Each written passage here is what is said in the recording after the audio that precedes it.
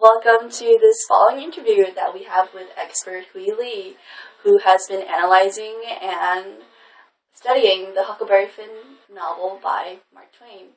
And so we're here today to have him on the show, and he's going to explain his professionalism, and he's going to explain some of the quotes in Huckleberry Finn that we're not so familiar with. So we'll start off early on in the book when he was kind of fed up with Miss Watson.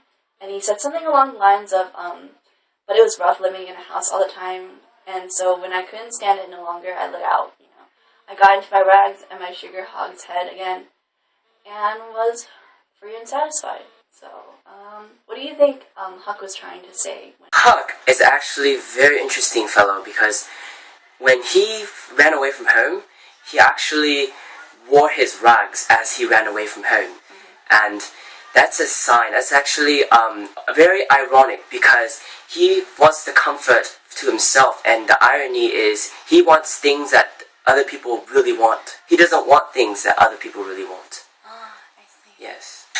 Moving on, so around the time the widow Douglas adopted Huck and whatnot, and I think in the following quote, the widow Douglas, she took me for her son and allowed she would civilize me. I think it, there's a lot behind that quote, so what do you think? I think, well, beginning from Pap, he was very, very free in his own mind, that he has this different type of freedom, like for example, he can do whatever he wants, he can go hunting, he can do things like that. But when he was taken away, the widow actually took him, correct? When she took him, he thought he was going to get a new sense of freedom, but the ironic thing is actually that she took away his freedom and wanted him to be civilized, which is very strange. So I know that Jim has a lot of, he is a big part of this book and stuff.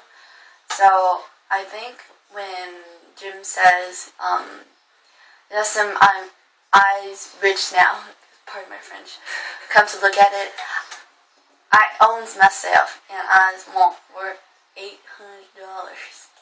I wish I had the money. I wouldn't want no. But I think this really shows a lot about Jim and how he sees himself and how things are happening around him. So, what do you think?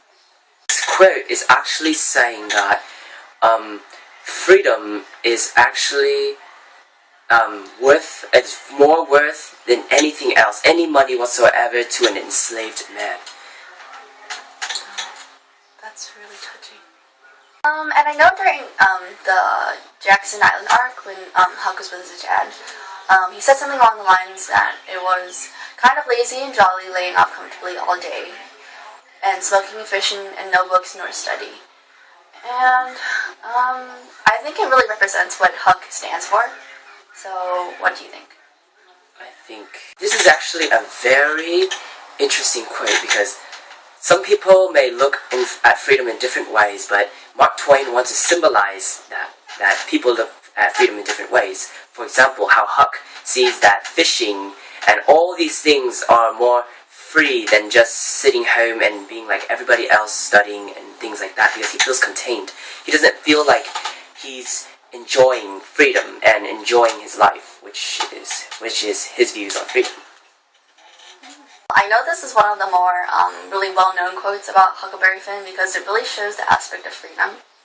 So when Huck and Jim are in their raft, there was this quote that said, we catch fish and talked, and we took a swim now and then to keep off sleepiness. It was kind of solemn, drifting down a big still river, on our backs looking up at the stars, and we didn't even feel like talking aloud, and it weren't often that we laughed. I think it really represents a lot about how Huck and Jim feel about their freedom and how they feel about towards each other and stuff.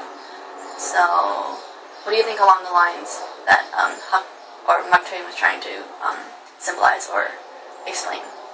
Well, the quote actually says that it's like the other quote. It was that freedom is actually like for when you're truly bliss and you're content with happiness, that you are happy where you are and what are you doing, and that's what keeps you happy. Not like Miss Watson, I mean Miss the widow, how she treats him. He feels really contained. He wants his freedom, and it symbolizes that freedom comes from content, happiness, and what you feel like. What's freedom? That's freedom itself.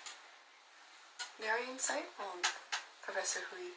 So I know, like, right after when Huck and Jim finally like got to like know each other, and Huck found out that Jim wanted to steal his kids back, so he was like taken back. So Huck said something along the lines like, "It moisturises me to hear such talk.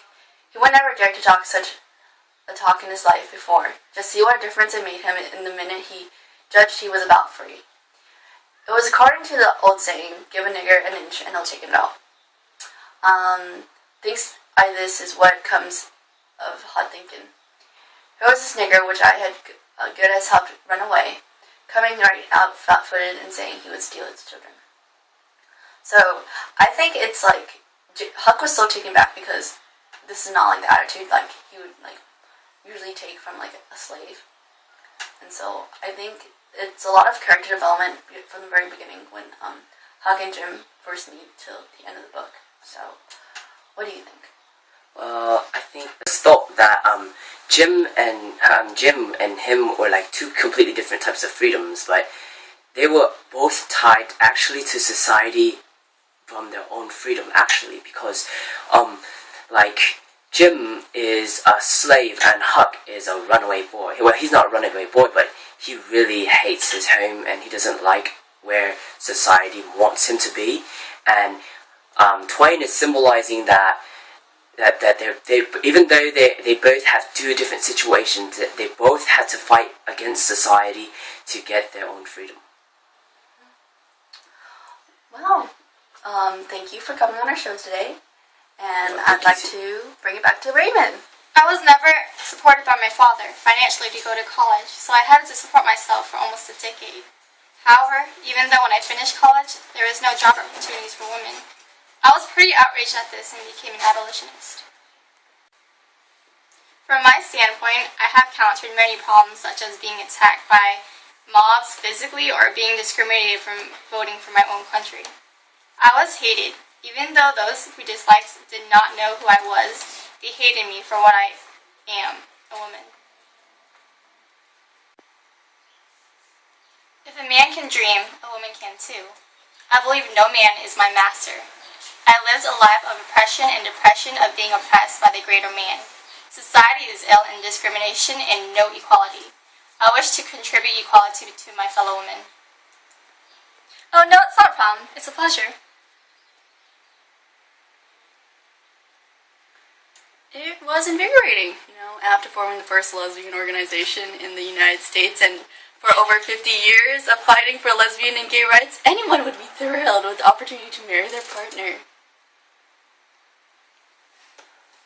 We and a small group of women formed Daughters of Bilitis. Of course, we intended to be a secret, but the publications of monthly magazine, The Ladder, publicity went on from there. It's surprising to say that we're responsible for establishing the first lesbian publication and organization in the United States. Good job, honey.